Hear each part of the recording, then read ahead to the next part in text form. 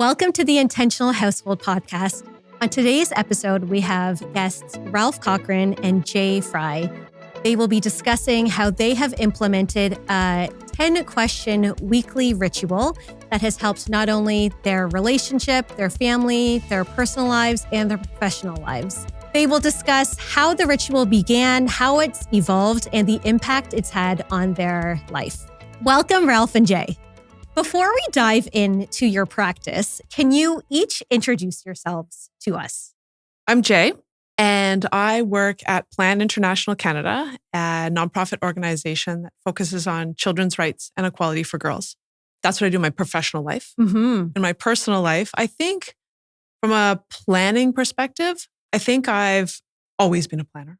I think there's never a time where I remember not having a notepad beside my bed, a to-do list. For Plan International, I lead the strategy and project management office. So it felt like my personal and my professional life came together in my career where we are right now. It's wonderful.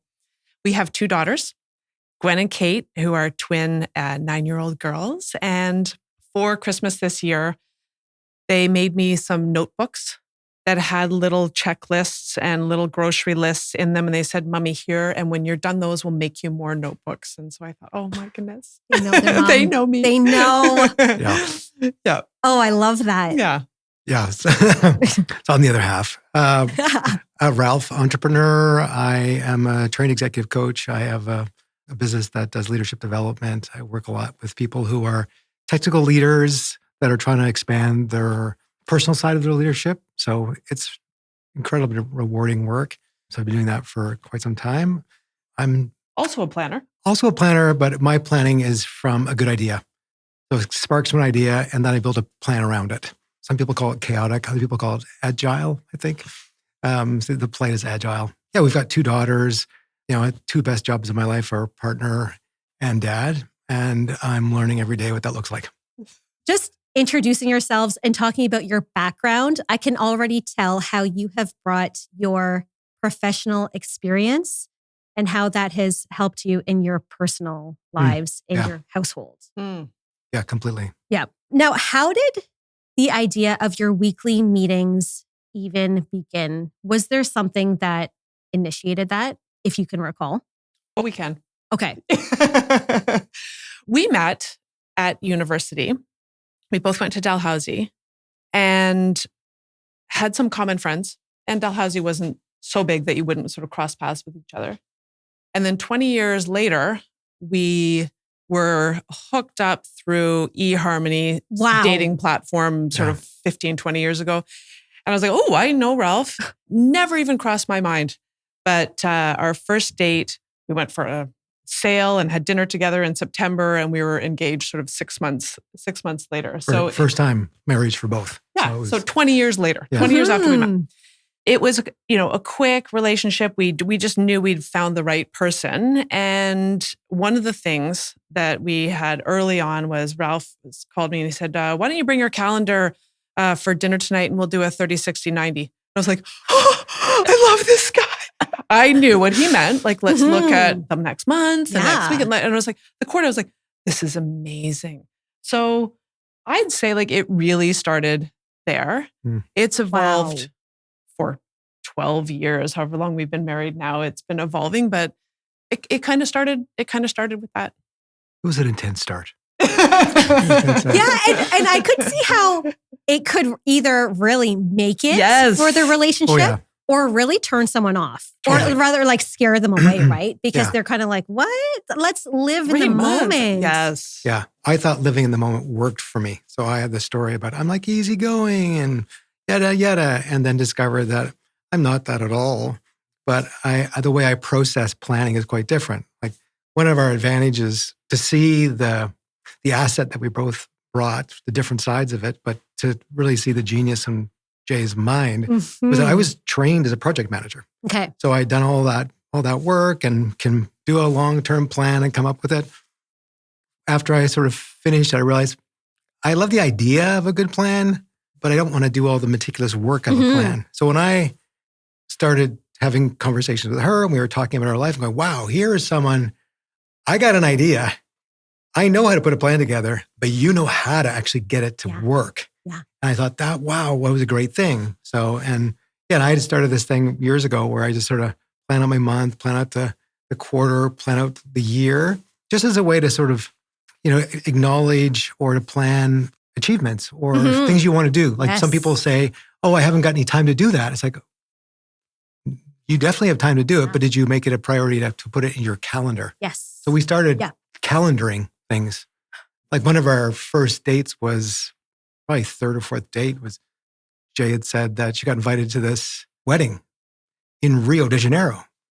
And I go, wow, that'd be awesome. And I pull out a full map of the world from under my couch and the calendar. I go, here's where it is. And this is the date. We can totally make this happen. But I don't know a lot of people have atlases under their sofas, I don't think so. Anyway. This is, I felt love very lucky. all of I felt this. very This lucky. is just getting me so excited. Yeah, it was fun. So Ralph, you're saying, so you had already been doing this planning on your own before you and Jay started it together. Yeah, I think we both brought a lot of it together.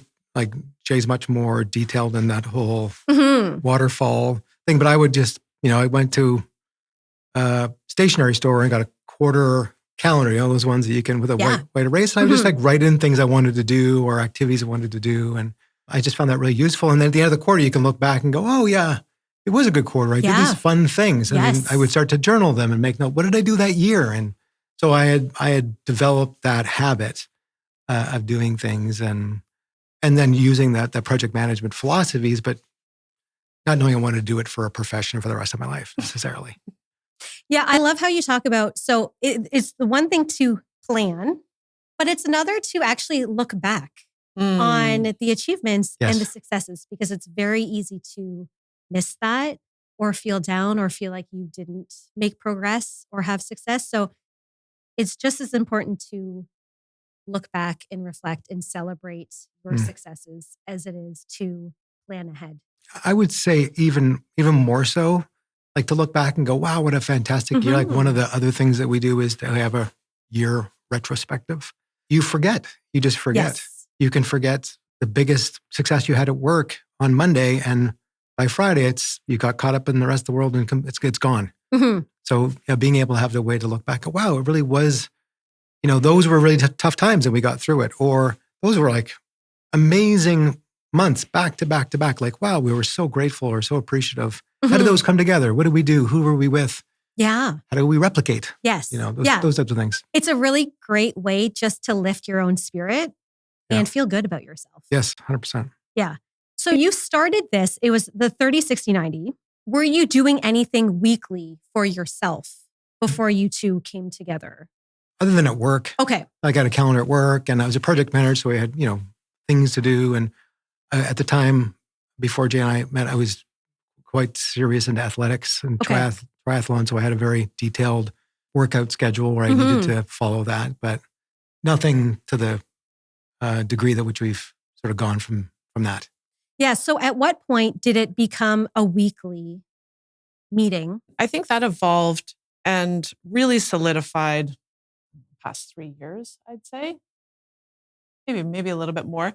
And what we found with the 30, 60, 90 calendaring was you can get caught up in some of the sort of tactics of the day-to-day and you start looking at your schedule and like, oh, I'm very busy. Oh, I'm very busy too this week. You can kind of get into that. And so then we started saying, wait a second, like what's really important to us before we look at our calendars, what's really important to us? And the idea of the big rocks, right? Like you got to do the big rocks first.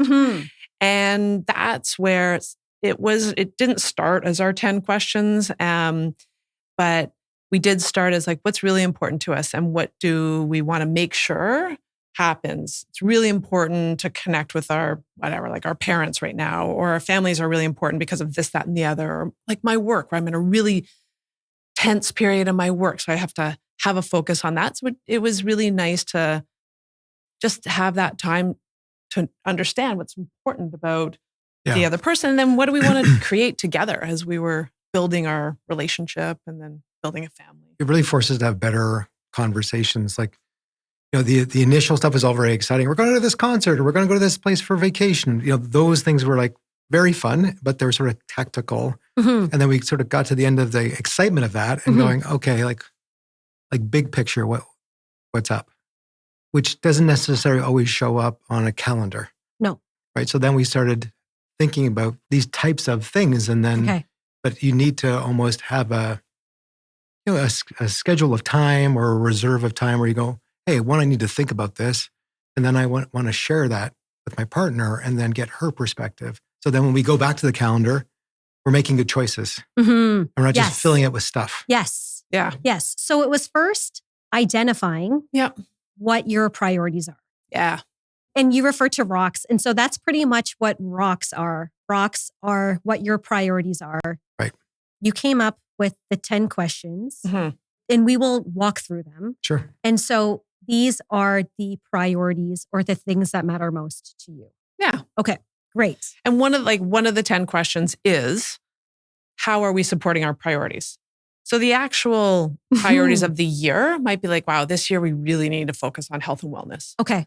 So next year, maybe with like early days, it was like, oh, we got a family thing that we're really focused on. So the Yes. specifics within the year could change from year to year. Yeah. Or we want to buy a new house or something like that. That could be a focus of a particular year. Yes. But the 10 questions are really the rocks that we want to check in on. Yeah, like you said, the focus can shift.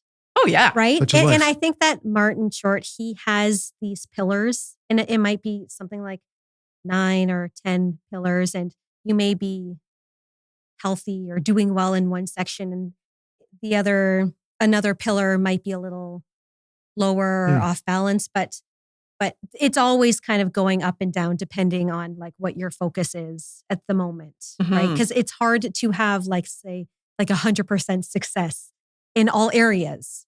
Yeah.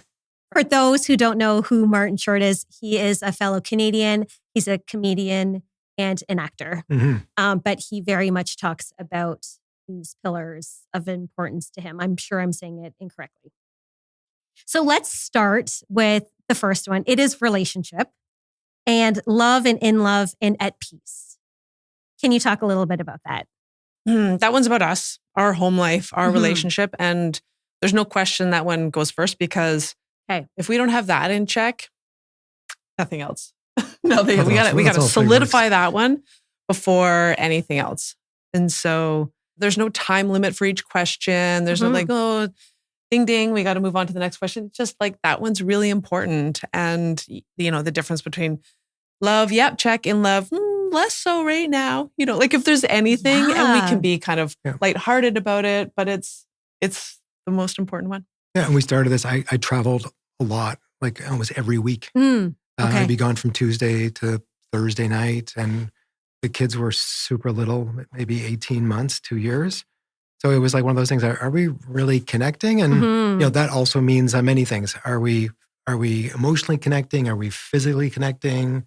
What's our emotional and sexual life like? Is that healthy? And yes, I think just sometimes if you're in a relationship, and we tend to talk about tactics or things. Are we getting groceries? Are the kids going to the right things? Is there gas in the car? Did you pay the heating bill? All those kind of things.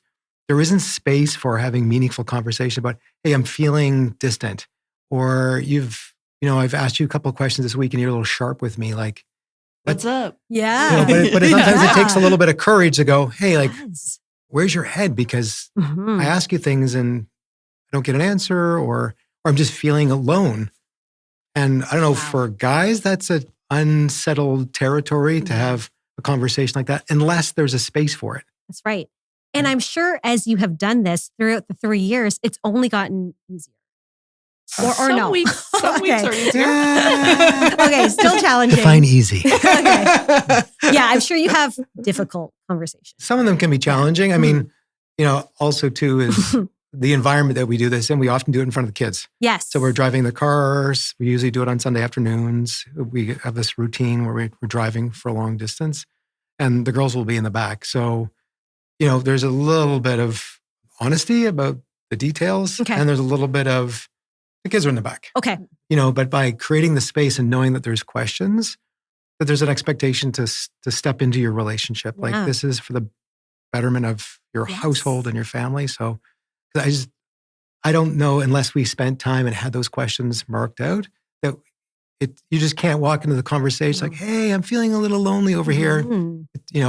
Between the periods of the hockey game, it doesn't really fit. No, it doesn't. And it could come off as like quite aggressive Could be. to the other person. I love how this is number one. Yeah. And for many families or couples, it would be 10, or maybe it wouldn't even be on there because they are thinking about everything else. Right. And they aren't, their own relationship and the connection there is last. But you two are, and we, like any couple or the parents, are the foundation of the family and the household. Mhm. So if you two are struggling, then like it's going to affect all the other areas. So I love how that is number one. Next, family. Yeah. Are we connected? So let's talk about that part. Family is what you define it. Mm-hmm. Yes. And in this case, it's the girls in the back seat. Okay. Are we connected? Some weeks are easy, some weeks are not easy. It can include, we're very close to Jay's parents. They basically live at the end of our street. We spend a lot of time with them. So are we being connected with them? Okay. And then your family lives in Nova Scotia and California. So they're not as frequently involved. So are we connected with them? And then we'll often throw like for extended friends. Who haven't we? Like, who might we need to reach family out by to? choice. Okay. Yeah. Yeah. So Okay, that's great. So just are we like, do we have those family and deep friendship connections Mhm. happening? And is there somebody we should be checking in on or? Okay. Because Yeah. it's easy just to let That- those go, right? It is. So it's just like, hey, did I reach out to someone? No, I didn't. Okay, the next week. Or it's so-and-so's birthday coming up, Right. just Yeah. anything. Just a good reminder. Yes. Okay, play. Are we having fun? Okay, so this so one. important. Yeah, So important. See? Yeah. Yes. I don't think Uh-huh. fun was, on the top of my list. And then it was such a missing for Ralph. And he's like, Mhm. what are we doing for fun? I was like, what aren't we doing for fun? Our whole life is fun. And he's like, no, we need to call this out. It needs to be as specific. So for sure, that was the one you added. It's Yeah. it's the reason I go to work. Yeah. Like Well, if of life isn't course, fun, right? So you can fund a fun life. Yes. yeah. Yeah. So some of these questions and the tactics during the week and managing a family, it's a bit of work. It's work. So if you don't have a higher purpose or something you really want to contribute to, and I think that question adds a lot of fun into our home. Like we have fun during meals and we have fun in the evenings, and our weekends are full of fun things. And my check-in is like, do we have enough fun things in the schedule? And it's nice for Jay to recognize, because it seems kind of silly, but it's ridiculously important for me to have that joie de vivre, or that sense of, being excited and looking forward to something really interesting, which then has me much more engaged in the mundane things, folding laundry and doing the dishes. So it was a good addition to the questions. Yes. The aspect of fun, it really does differ for individuals. So for Alex, my husband, fun and enjoying life is first and foremost, most important for him. Mhm. It's not as important for me though. Mhm. But if he's not having fun, then everything is affected and he is stressed out. He's not happy. He's highly triggered. He's not productive. And so it is important, if someone needs to have fun, it's important to make space for that. Mm. I appreciate having fun as well, but it isn't as much of a priority for me.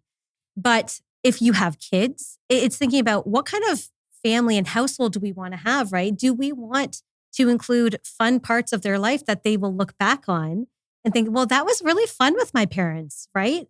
Or yes, you could be really disciplined and they could learn their sports and do all their activities and extracurriculars, but how much fun were they having? So yeah, it's great to have that in there, as much as you and I may not think it's as important. We laugh a lot. We laugh a ton, Yeah. and humor is very important. And the girls will say, that was funny, right, Mom? Like they're at the age where they're checking in on, was that a funny Okay. joke? Was that funny? Do you think, the way I dance, is that funny? So yeah, I think Ralph is hysterical. So I laugh a lot, and it just brings some levity to our house. Yeah. And who doesn't love laughing? Yeah, it's great. Yeah. Mhm. It's great. There's enough seriousness in the world. Yes. Yes. Yeah. You really need a good laugh Yeah. regularly. Yeah. scheduling scheduling in the laughter. Fun and laughter. But so it's a week. You could say it's a weekly priority. For us. Yeah, yes, It's a I very see important- that. Yes. very important thing. Yeah. And it's interesting. You asked the question, like it reminded me. It shows up in many things we do. So it shows up in the type of activities we schedule, how we spend our vacations, how we spend our family time. It shows up. We do as you can probably imagine, planners. We also do like a family photo album every year, and you can. I would say one of the themes that's come through in the last 9 years is fun. Yeah. And how fun has showed up for us as a adventure. Fun Adventure. and and adventure. fun. Yeah. It may come more naturally to some people, right? Yeah. Mhm. Exactly. And for others, not so much. But so really having that there to make it a priority, Mhm. it is important so that everyone does have some sort of fun. Yeah. And enjoyment of life. Okay, next let's talk about health.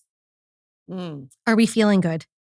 That is physical, but also emotional, mental health, and what supports might we need, and also of our daughters.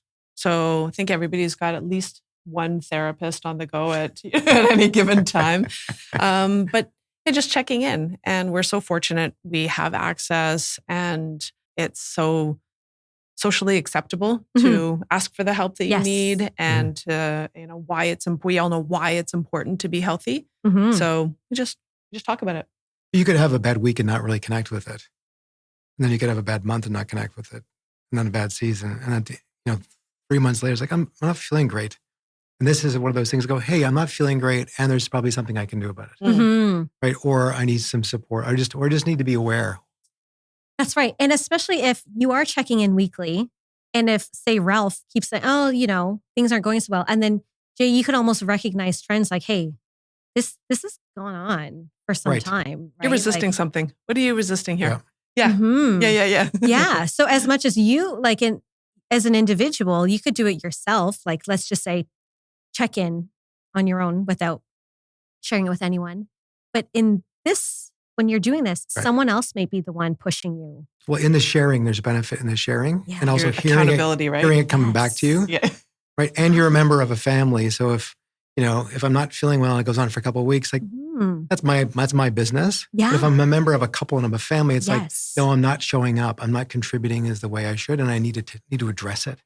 It's quite powerful just discussing it. Yes.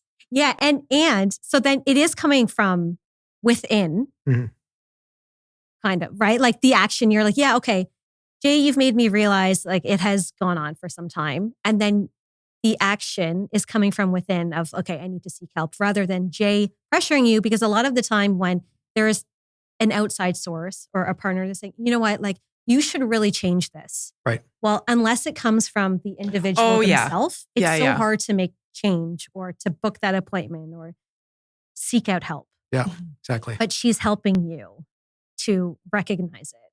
Right. Yeah, I love that. Yeah, there's a lot of space. And you just wait for the other person to acknowledge what's clearly there. Right? Like, I should probably do something. That's a great idea. And it may not happen for several weeks. Right? But sometimes it's just a repetition of, yeah. Gee, I think I've said this last week, or I think she said that like 2 months ago. Maybe I should ask her about it. So it is just that supportive and having that mirror come back to you. It's just, it's great. And again, when do people make time to have those sort of conversations unless you make time? And especially for health, sometimes they just wait until something happens. Yeah, maybe you're in like too much pain. Yeah. Right. And then maybe it's too late, but you guys are really staying on top of it. We try. We try to. Some weeks better than others. This is not a success story. This is a journey. Yeah, it is. Yes, as it's supposed to be. No trophies here. Yes. Just telling a story. Yeah. Okay, next, finances. Knowledgeable and confident. Let's talk about that, because finances, I'm sure a lot of people don't even talk about. Easy topic. That's we have a different approach to that too. Okay. Ooh. I remember once we were at an outlet mall. We were driving home from a big trip. We stopped at this outlet mall, and Ralph said, "Okay, I can't wait. Like, this is great." I said, "Ralph, we have no budget for this." And he goes, "Oh, right, no budget." Right? And I was like, "No, I meant there is nothing in the," and he's like, no on the limit. Yeah. So like all joking aside, Ralph comes from a place of money scarcity.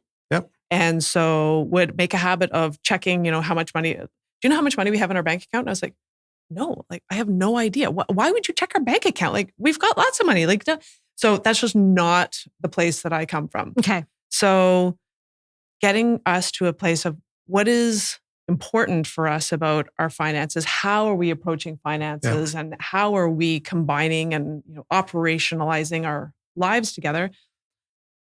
Do we understand what's happening with our finances?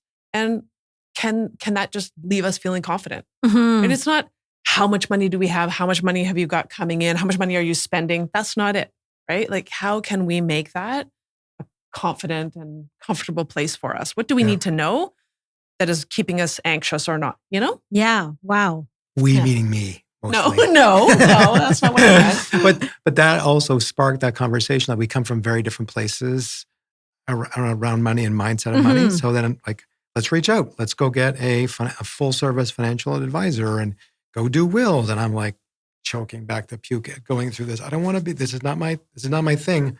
Then after a while, it's like, what is my thing? Right? And I have a responsibility. Then so what's an easier way to manage this? So then we found this really handy app that we use, and my job is to check and see on the expenditures, and and then now I don't check every week. Okay. Yes. Right? Now we kind of know what's up for, and I'm better when she says budget. I know that there's a maximum amount of money I can spend on something that we decide in advance, and sometimes I'm able to stay within that, sometimes not. But by having that conversation, I can share and learn about her sort of abundance mindset about finances, and also put my fears of it to rest. Yeah. And we also automate a lot of things. So all the bills that we pay, I'm not trying to chase down things. We just take that out of our things to do. Yes. But I think a lot of couples get stuck on these types of conversations, or they don't know. Or you just you just ignore it. Just let it rip. Hope for the best. Yeah, let it rip. Yeah, let it rip. So we're able to do that differently. Ralph, you mentioned an app that you use. Yeah. Can you share the app? Yeah, it's called You Need a Budget. Okay. WNAB.com. And it's a really excellent app it's amazing. It's not for accountants, which I love. Okay, great. So it's easy to understand from a non-financial perspective. Okay. Yeah. It's for your regular... Just everything. Oh, yeah. Everything. Okay. Yeah. Yep. Okay. I love that. Professional development. So we both kind of love professional development just as an interest. Yeah. But as we were getting into with the kids and things we're focusing on, and I took on becoming an entrepreneur and starting my own practice, and Jay had started a new job when our kids were very young. So as we sort of started this work, it's like, okay, like, do you talk about what keeps you busy at work, which would be another sidebar conversation about tactics, or do you talk about how are you developing as a professional, and what are you committing to, and what support do you need?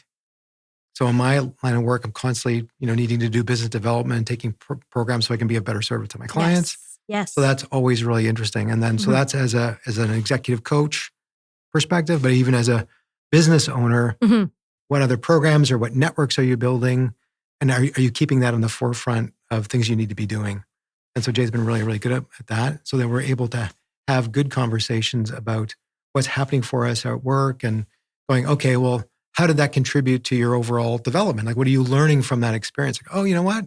That wasn't the best in the moment, but man, I learned a ton about what I should do next season or whatever it was. So it's been good. We both have big jobs that we love, and it's a big part of my life. It's a big part of our week. And so if I've got some big meeting or workshop or something coming up, I'm probably going to be a little anxious and wound up about it. Best to know. Best to know. Okay. Or I'd like to go into the office early for a couple days this week, and whatever I've got on the go. Yeah. Because it's a big, important part of our life at this stage. Yes. And I'm sure it is nice having that conversation away from like the day-to-day of running the household, just having one aspect where you're talking about your professional development and your own careers and that part. What do you want? Connecting on that. I want to look for a new job, or I want to apply for this thing, and I'm nervous. Can you coach me through it or whatever? Yeah. And he does. Yeah. I like it. It's fun. But it allows, selfishly from my perspective, when Jay shares what's going on for her at work. I go, oh, okay, right.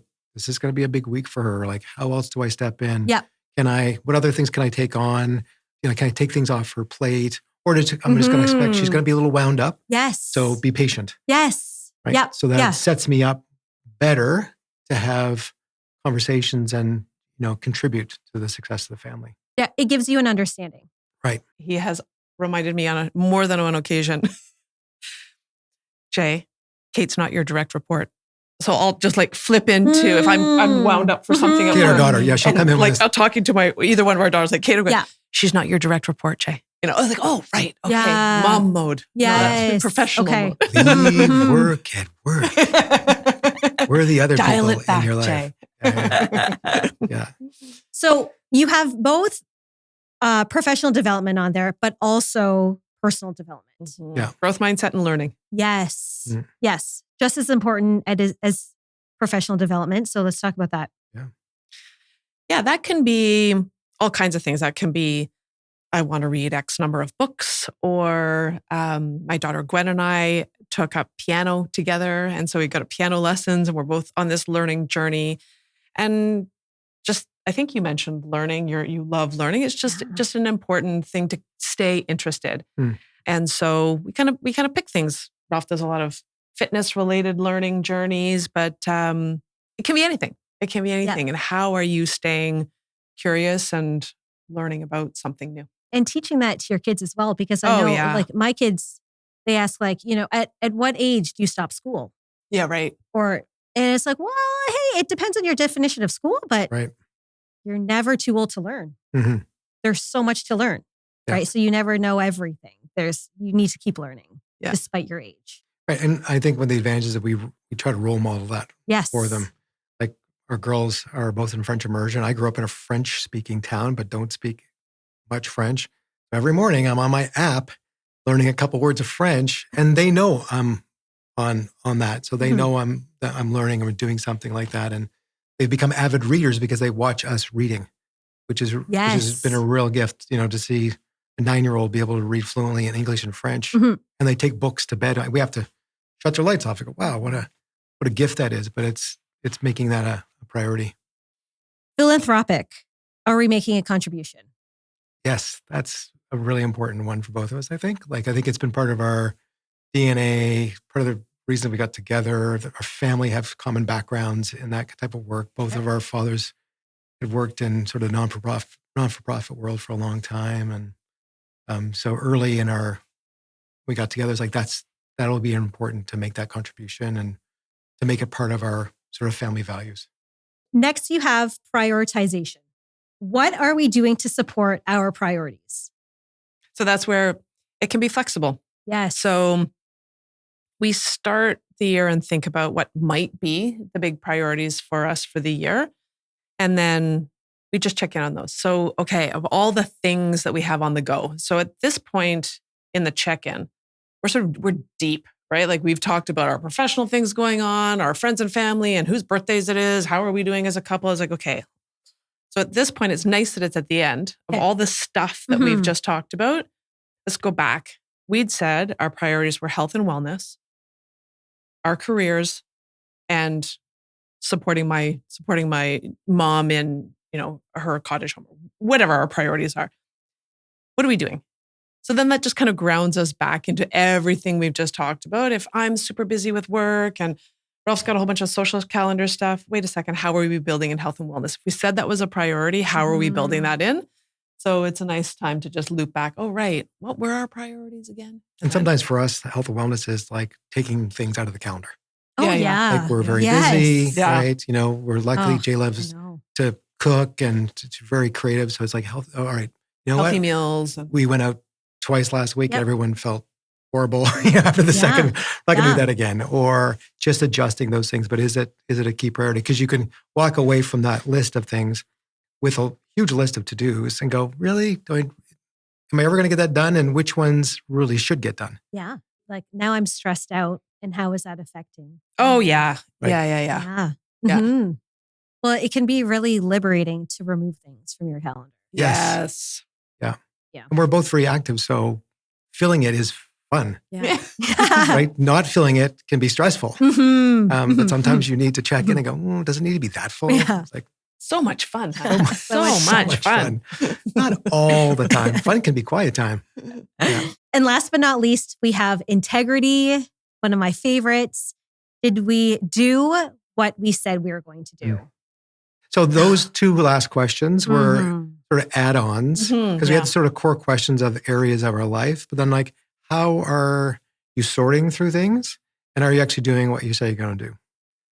Right. And that came up for me around the health question because I kept saying I was going to Yeah. do something. Mhm. And it was always on the list. Like, yeah, I didn't get around to this week and didn't get around to this week. And then I go, I need an integrity question at the end because I need support to hold myself accountable because what I'm doing and the solutions I'm coming up with to address that issue are just not working. And I'm going to get to the point where I'm just probably going to let it go after a while. Mhm. So it's a good question. It's a tough one to answer because sometimes you have to say no. Yeah. Yeah. The integrity is hard, especially when other people are involved, like your kids. And if you say you're going to do something, you better follow through on it. Right. Because they hold you to that. And you don't want to be that parent who keeps letting them down. I mean, you don't want to let yourself down, but others especially. Yeah, it has impact. Mhm. And teaching that to our kids. I mean, integrity is a big word, Yes. but they hear us saying that. Mhm. They've asked what it means. Mhm. And did you do what you said you were going to do? Yeah. And when they don't do what they said they were going to do, then we can just say, hey, that's not cool. No. We don't Yeah. do that in this family. Yeah. That's- Exactly. Yeah, and you can check in. Like if you, Yeah. And you can correct, clean up your mess. You can clean up your mess, Yes. Yeah. Yeah. right? And I think that's a huge lesson for kids. Like It it's is. just because it went all sideways doesn't mean you just walk away and continue on. It's like no, you've got to fix the mess and apologize to people or Yep. clear it with yourself and move on. So it's a good question for us because sometimes like I didn't do that thing and Jay can go. This is the integrity question and. This is the 5th time you said you were going to do something and didn't show up. Yeah. I go, you know what? You're right. We need to have a second level conversation about that because I'm scared about this or what I'm doing is not working and I'm getting really frustrated or I'm not getting support I need or Mhm. I need to find support. So it allows you Dig to have deep. it allows you to dig deep, right? Yeah. And you briefly mentioned this, the implementation of it, because I can imagine, and I'm just thinking about myself. Everyone's busy, you have kids. The implementation is a challenge. So Sure. tell us again about when you have these meetings. We are super fortunate and often spend the weekend visiting with my mom, who has a place up in Creemore near Collingwood. And so it's about an hour and a half, hour and 45-minute drive home on Sunday. And there's a part of the road where it's typically not busy. Not It's busy. like No other traffic. rolling no other cars. hills. It's before we hit, the 401 or 427 home. And so we know when we make this turnoff, that this is when we start the conversation. And we sometimes get to all the questions before we hit the highway. And sometimes we'll be in this heated conversation and Ralph will have to remind me like, Jay, I can't talk about this anymore because now we're on the highway and I actually have to pay attention to, the traffic. But in the car, I think you'll hear this. We don't have teenagers yet, but I hear this, that it's also a nice place to talk because you're not facing each other. And while they're serious and good, deep questions, you kind of have the distraction of, okay, we're both looking forward and nobody's got notepads out. It's a conversation we have.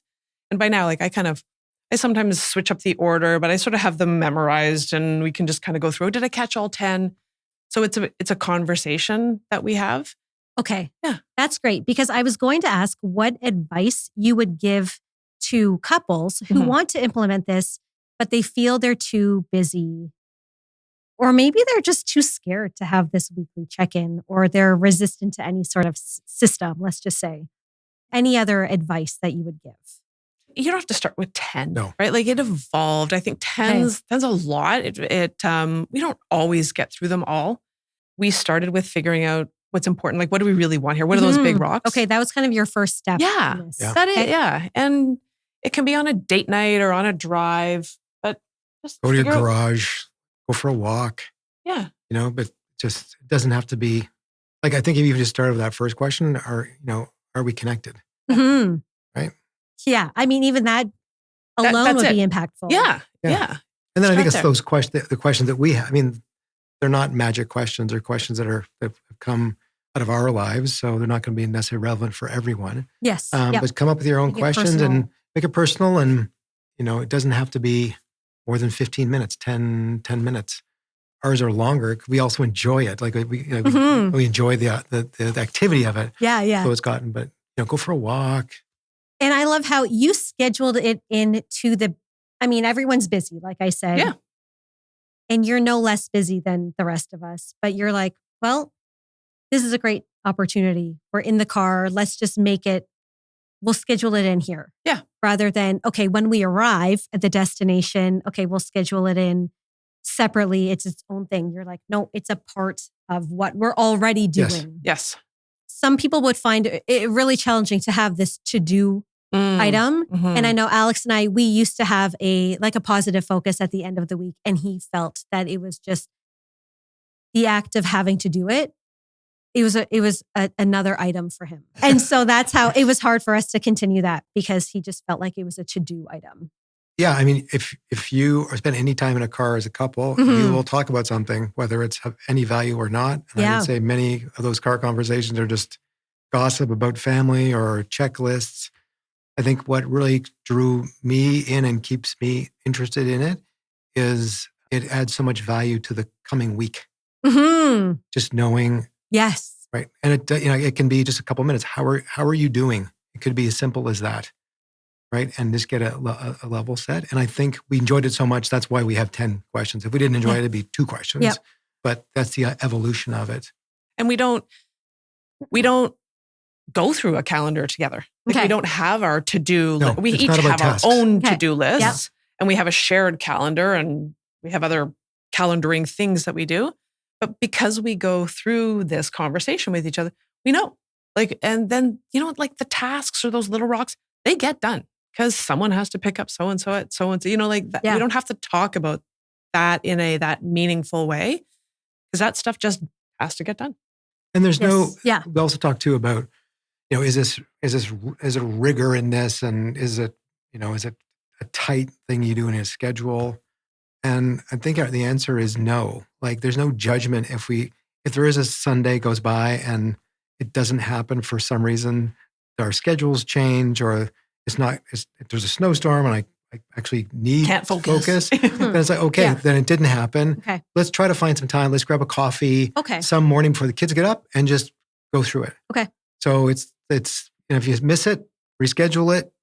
Don't turn it into a blame game or a judgment. Okay. And I find that just by releasing that sort of expectation, both people want to step into it more. Okay. Got it. I love that attitude around it. And there's no expectation. Like sometimes too, I think if you've had those status meetings with your partner and you got to come up with your list, the list. This is a conversation. Sometimes you go, and I've done this with Jade. She go, professional development. You go, you know what? I'm going to take a pass. Yes, okay, got it. Yes. I'm going to take a pass. Skip this week. I got enough on my plate. I don't think any new. Yeah. And sometimes it's like, I've been doing French for 1,268 days. Good for me. Yeah. So I could say French every time, right? I don't have to have a new idea. It's like, steady Eddie, I'm going to do what I've said I was doing. So that is also another way to look at it. You don't have to always come up with new ideas. Yeah, I love that. It sounds like, you have this as your criteria that you follow, but it's not so rigid. Yeah. Yeah. It's meant to be fun. Like, for me anyway, because that's how I roll. But it's meant to add value to your life. Right. And I think it adds for both individually and as a couple. And like, I see it happen in our life. Like our weeks are better. They're smoother. There's more, vitality. There's more excitement in our weeks because we have these opportunities just to be connected.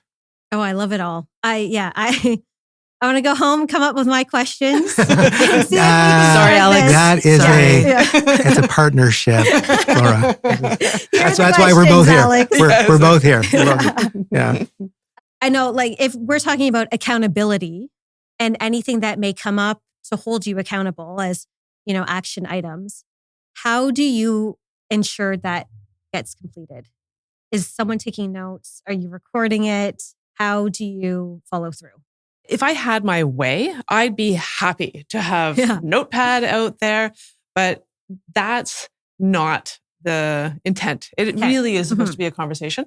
There will be sometimes something that, oh, did you remember that it's your nephew's birthday? Oh, could you send me a text? Got it. Right? And then I will like pick out my phone, text to Max, right? Like, so that stuff will get noted, but really it's supposed to be those just, again, an important conversation. And then if there are things that we need to note, I'll go and make my list or, like. And Jay's a natural note taker. So she has a notepad almost all the time. Okay. And a recent development for me was when we're in the car, and I learned this from a friend, is zero expectation I'll remember to do anything because I'm driving.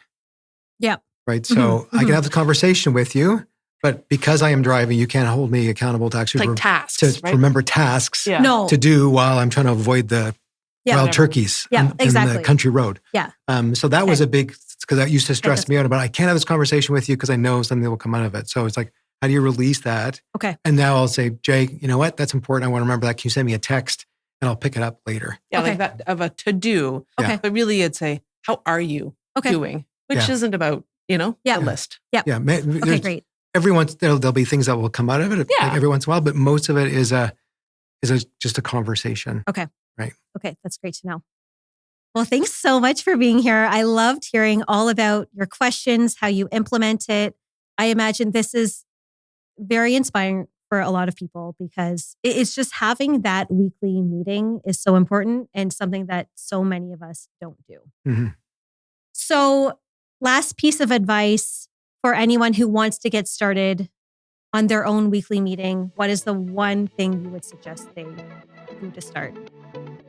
I think of something that is important to both of you and just start with that.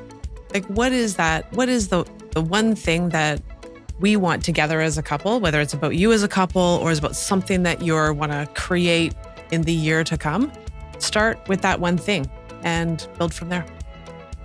Thank you for listening to the podcast. If you like the episode, send us a DM or a like. We will see you for the next episode.